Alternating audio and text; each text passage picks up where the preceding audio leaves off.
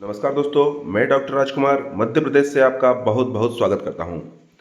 आजकल हम देख रहे हैं कि घना कोहरा आसमान में छाया हुआ है और कोहरा रात को बहुत ज़्यादा बढ़ जाता है, ठंड का प्रकोप चल रहा है और इस ठंड से हमारे पशु भी अछूते नहीं रहे हैं।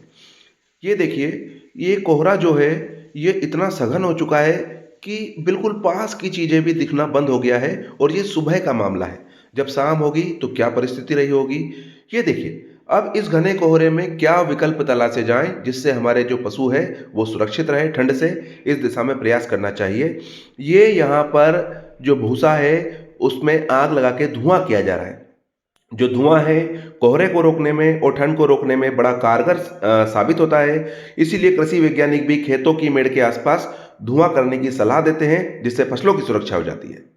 दूसरी चीज़ है, जितने भी पशुशाला में वेंटिलेशन है, खिड़की और दरवाजे हैं, ये रखना आवश्यक भी है, क्योंकि गर्मियों के दिनों में इनका पूरा खुला होना बड़ा आवश्यक है, लेकिन यही खिड़कियाँ सर्दियों में परेशानी का सबब बनती है। इनसे ठंडी और कोहरा जो है, वो पशुशाला में अंदर आ जाता है और पशुओं को बहुत प्रभावित करता है। खास करके बछड़े-बछड़ी जो बच्चे हैं पशु के, उन पे इसका प्रभाव बहुत ज़्यादा होता है।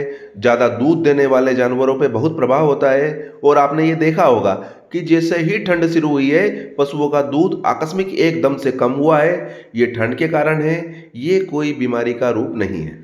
दरवाजे और जो खिड़कियाँ हैं, उनको बहुत अच्छे से पॉलीथीन की जो पन्नियाँ होती है, खाद की, बीज की, उन पन्नियों को इसमें अच्छी तरह लगा देना चाहिए, ताकि जो हवा है, जो कोहरा है, वो पशुशाला में अंदर प्रवेश ना करे और हमारे जो पशु हैं, वो ठंड से और कोहरे से पूरी तरह बचे रहें। एक चीज़ और कर सकते हैं कि हम जो बछड़े हैं, उनको थोड़ा पास-पास बाँधें।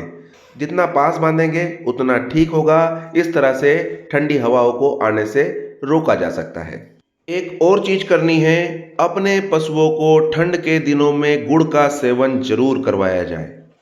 जब ठंड होती है तो जो शरीर का तापमान होता है, वो अपने आप को एक निश्चित स्तर पर रखने का प्रयास करता है और जो शरीर है उसका तापमान नियत रहता है, बाहर का वातावरण चाहे ठंडा हो या गर्म।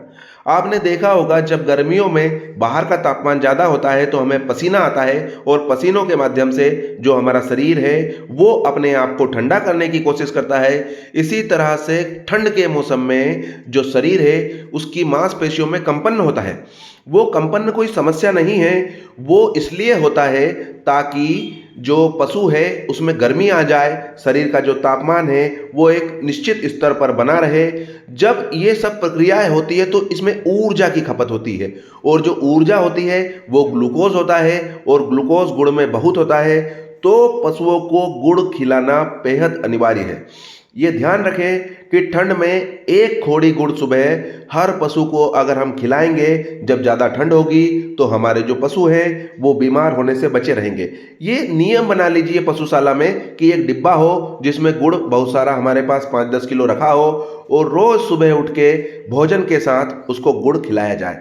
और आप देखेंगे कि ठंड में जो पशु हैं वो गुड़ बड़े आराम से खा लेते हैं। गर्मियों में थोड़ा सा कम खाते हैं, लेकिन ठंड में तो गुड़ जो है और जो तेल है उसको जो पशु है बड़े आराम से खाता है।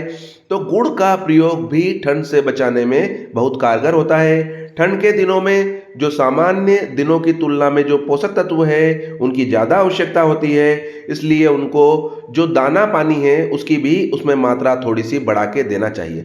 ये देखिए, गाय को हाथ में जैसे ही गुड़ रखा है वो तत्काल खा रही है, उसमें कहीं कोई वो मना करने का सवाल ही पैदा नहीं होता और बहुत आसानी से वो जो गुड़ है उसको खा लेती है।